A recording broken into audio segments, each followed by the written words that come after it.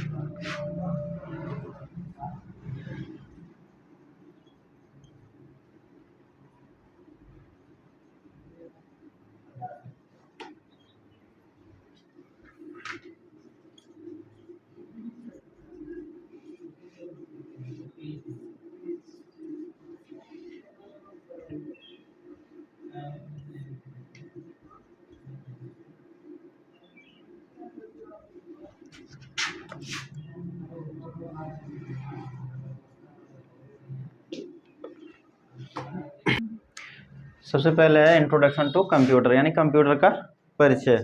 Computer क्या होता है? तो आपको दिखाई दे रहा है कंप्यूटर एक इलेक्ट्रॉनिक मशीन है, यानी ऐसा मशीन जो बिजली या किसी बैटरी यानी इलेक्ट्रिक से चले। ठीक है, जो अपने मेमोरी में मौजूद निर्देशों के आधार पर कार्य करता है। अपने मेमोरी में मौजूद का मतलब क्या होता है? कुछ इंस्ट्रक्शन, कुछ निर्देश ऐसे होते हैं जो इसके मेमोरी में मौजूद होते हैं। मौजूद का मतलब जैसे एक इंसान है, इंसान के दिमाग में जितना इंस्ट्रक्शन, जितना डाटा मौजूद है, उसी के आधार पर वह कार्य कर सकता है। जैसे आपको इंग्लिश अगर आ रही है, कोई हिंदी में आपसे बात करेगा तो उसका जवाब आप नहीं दे सकते, क्योंकि आपके दिमाग में, आपकी मेमोरी में वो मौजूद नहीं है। सेम कंप्यूटर भी वैसे होता है, उसके मेमोरी में जो निर्देश मौजूद होते हैं उसी पे वह कार्य करता है। यह यूजर से इनपुट प्राप्त कर उसके तय नियमों के अनुसार प्रोसेस कर परिणाम निकालता है। यानी यूजर इसे इनपुट देता है, ये प्रोसेस करता है, उसके बाद परिणाम निकालता है। जैसा यूजर उसको इनपुट दिया होता है उसी के अनुसार यह प्रोसेस कर परिणाम निकालता है। परिणाम का मतलब रिजल्ट। समझ में आ रहा है? कंप्यूटर कार्य कैसे करता है? तो कंप्यूटर आईपीओ साइकिल पर कार्य करता है।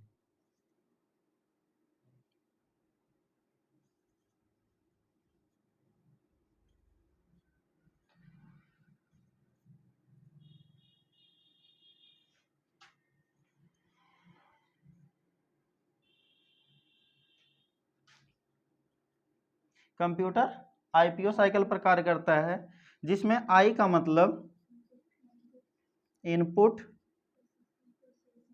पी का मतलब प्रोसेसिंग, ओ का मतलब आउटपुट। इनपुट किसे कहते हैं? यूजर द्वारा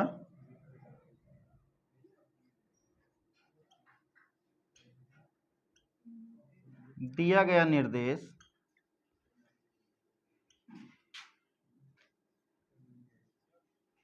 इनपुट कहलाता है।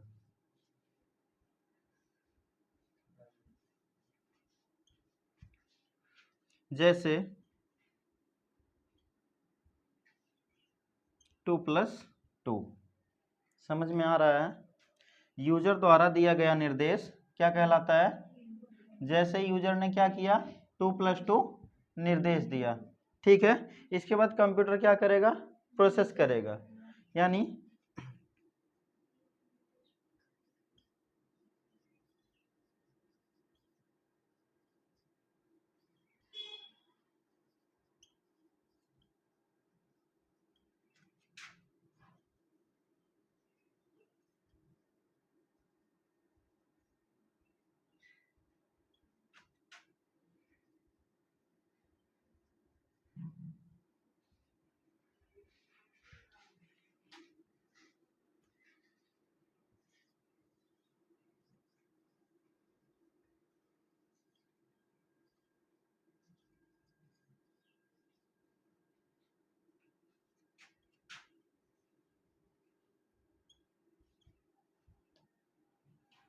दिए गए निर्देश पर जब कंप्यूटर कार्य करता है तो उसे प्रोसेसिंग कहते हैं। जैसे इक्वल टू, यानी बीच में इक्वल टू, जो भी सोचने समझने में टाइम लग रहा है उसे क्या कहेंगे, प्रोसेसिंग।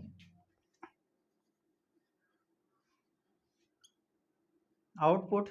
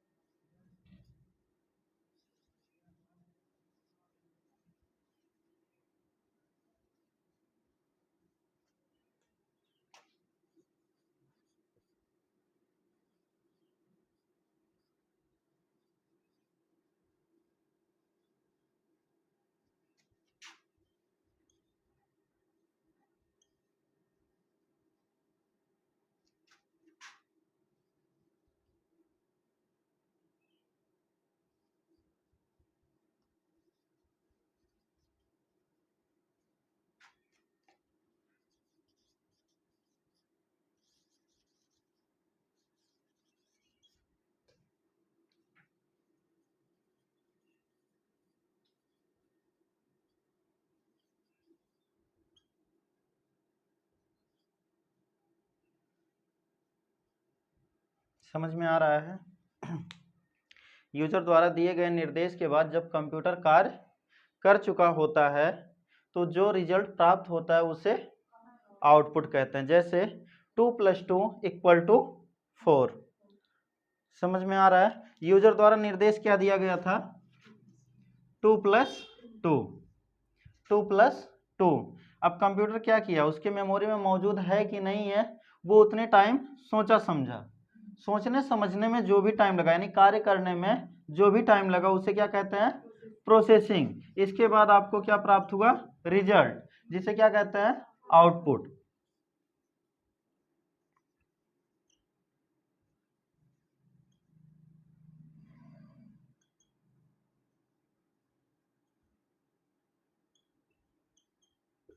समझ में आया।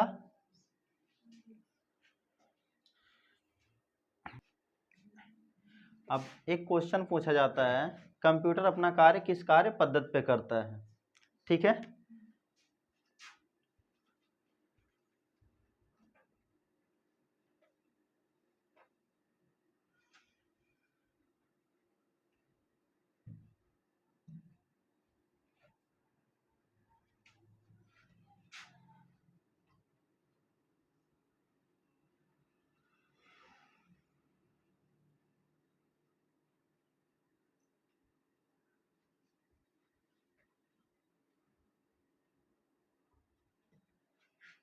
इसका आंसर कोई बताएगा। कंप्यूटर अपना कार्य किस कार्य पद्धति पे करता है, तो आईपीओ साइकिल पर। समझ में आया। चलिए इसके बाद हम लोग पढ़ते हैं कंप्यूटर की पीढ़ियां, यानी जनरेशंस ऑफ कंप्यूटर।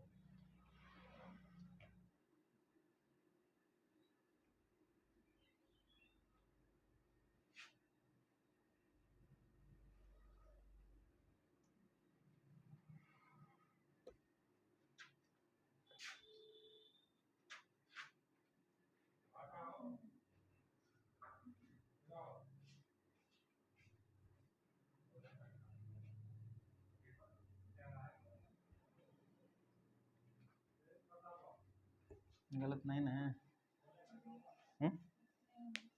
सही है, चलिए ठीक है, प्ले कर दीजिए। कर चुके हैं।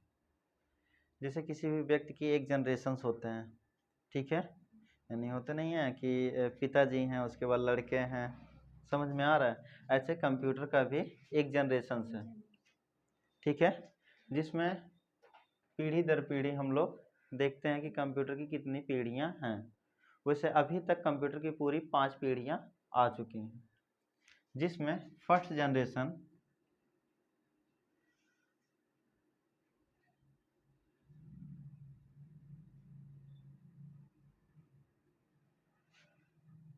अच्छा, अभी आप लोग फ़ोन देखते हैं, फ़ोन में आपको पता होगा 2G 3G 4G, जी का तात्पर्य किससे है?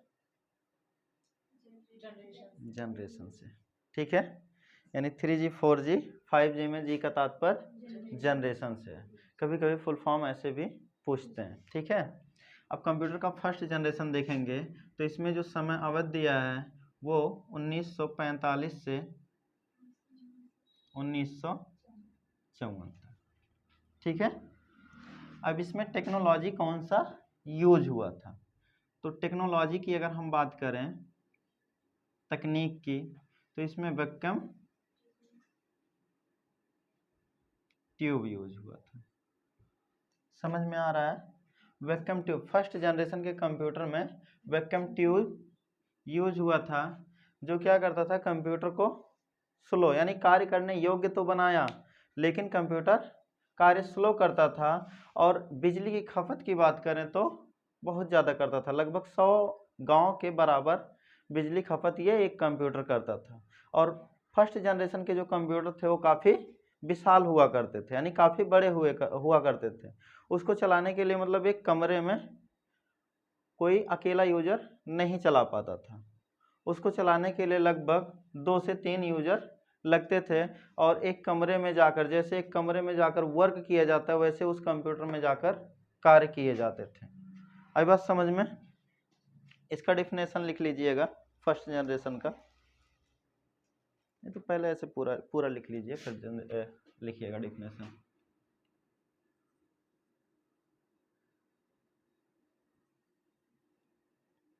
Second generation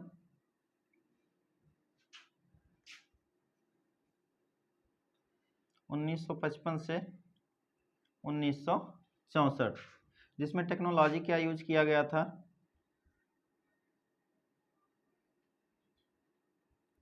transistor. Transistor technology use किया गया था, जो वैक्यूम ट्यूब से नया था। नया कहने का मतलब क्या, कि इससे स्पीड था, आकार में थोड़ा सा छोटा हो गया, बिजली का खपत थोड़ा कम करता था और स्पीड अधिक था।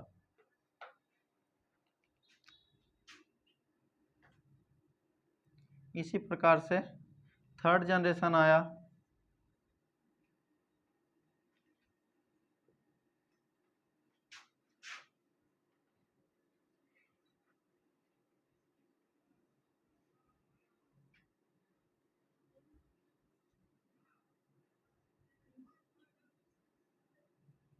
जिसमें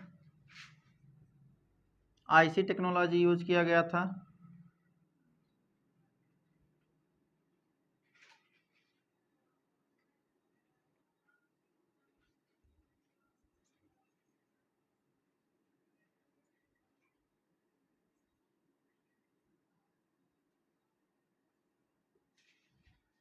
इंटीग्रेटेड सर्किट, जो लगभग 100 ट्रांजिस्टर के बराबर हुआ करता था।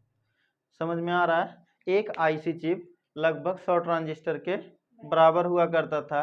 इससे यह पता चलता है कि ये इन दोनों से तेज वर्क करता था, यानी स्पीड अधिक थी, बिजली की खपत कम था, ठीक है, और आकार में छोटा हुआ करता था। आई बात समझ में?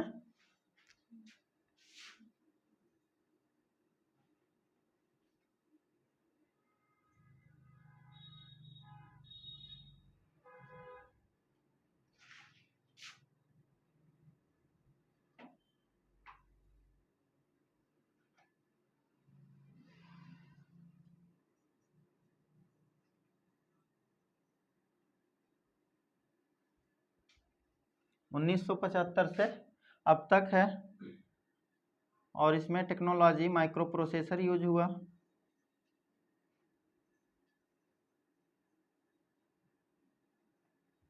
माइक्रो प्रोसेसर, अब इसमें देखा जाए फर्स्ट, सेकंड और थर्ड तीनों जनरेशन से अधिक यूज होने वाला कंप्यूटर था। और इसमें प्लस पॉइंट ये था कि इसको एक बैग में रख के भी आप कहीं ले जा सकते थे। समझ में आ रहा है? ये बिजली का खपत भी कम करता था और आकार में छोटा, स्पीड में काफ़ी अधिक था। इन तीनों से विश्वसनीय था।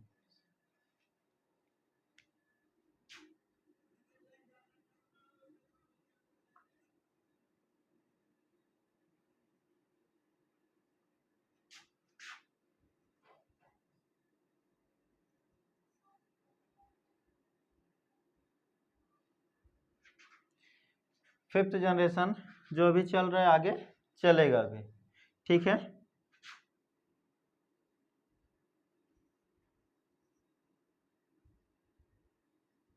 इसमें आर्टिफिशियल